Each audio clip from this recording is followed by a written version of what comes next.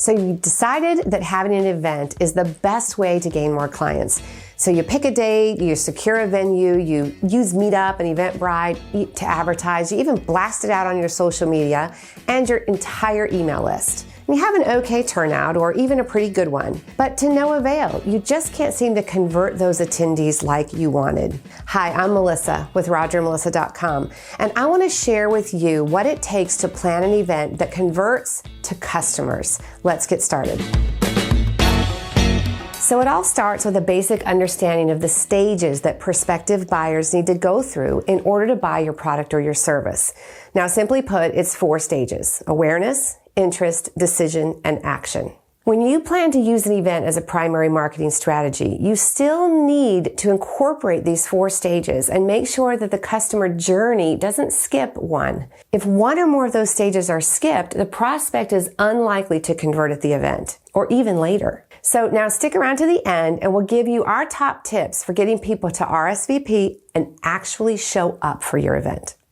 There are 3 main components to converting a high percentage of attendees at your next event. You need the right audience, the right message with the right delivery, and you have to have the right offer and the next steps be clearly stated. Now let's look at these one at a time. First, let's look at the right audience. Now, before you begin to even pick a date for your event, you need to spend a good bit of time researching and pinpointing exactly who you want in the audience. Now, I know you hear that all the time. Find your client avatar. You know what? It's true. If you have a room full of people, but none of them really need your product or your service, well, obviously that's not a good thing. You need to know what are their pain points, what motivates them to buy. Now, you can fill the room with friends and family and people of like mind to you, but are these really the people that want to buy from you, that are going to make those purchases? Let me give you an example. Say you are a stress reduction expert. You don't just want your yoga instructor friends and your wellness buddies in the room. No, you want those high-stressed business owners and professionals, those executives that need the stress reduction techniques. Now, once you know who you want in the room, you also need to make them aware of you and your event and why they should want to attend. Now, this is the first stage of a decision-making process, the awareness. And in order to do this, you need to meet them where they are. What events do they attend already that you can go to? What groups on Facebook or LinkedIn do they frequent? What venues would they feel most comfortable coming to? Chances are you might not get a CEO to join you at a yoga retreat center on his or first encounter with you. Now, once the right audience member is aware of you and your event, you need to prime them for what is to come. Now, this is the interest step in the customer journey with you. This is where you can begin to build that trust, that authority, that rapport. So even prior to the event, have an RSVP strategy. Now, this could include email congratulating them that they've made a decision to come, or welcoming them to the event and giving them details. It could even be filling out some kind of a form with details about what they're doing, or it could be a schedule of the speakers that are going to be there, or the content, maybe a download or a video that they could watch prior to attending. Just make sure that it has a personal touch to it. Make them feel welcome and excited to attend. Ask them what they are hoping to gain from the event. Then make sure you deliver.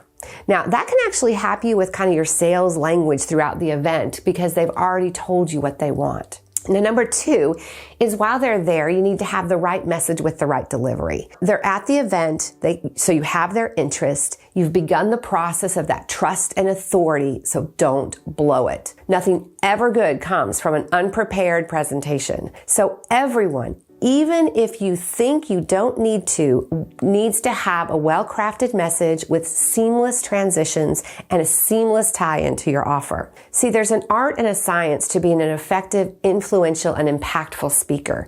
Many speakers try to provide just an immense amount of information, kind of proving their authority. They oftentimes just overwhelm their audience into paralysis, making them unable to make a decision. Therefore, they don't buy.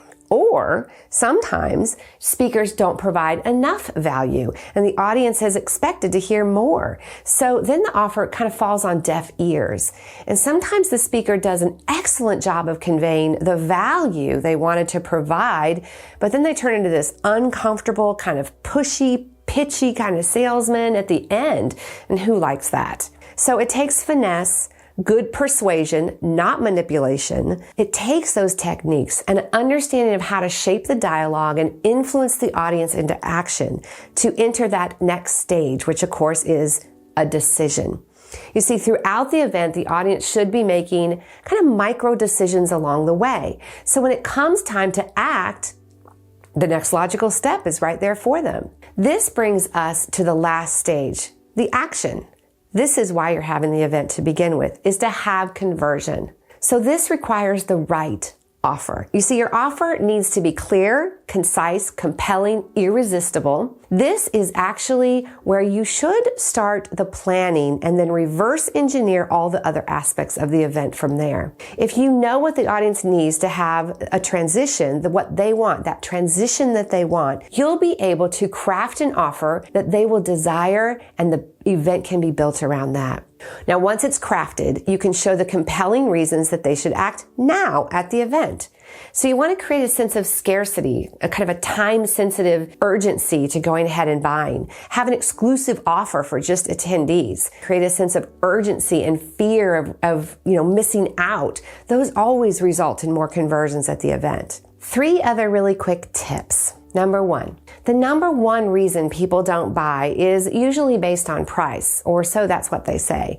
So make sure that your price matches your promise. Make sure that you're giving enough value that the price is worth it to them. Number 2, consider having current or past clients there kind of as a testimony to the results that people can expect. And then of course, number 3, you need a solid follow-up strategy.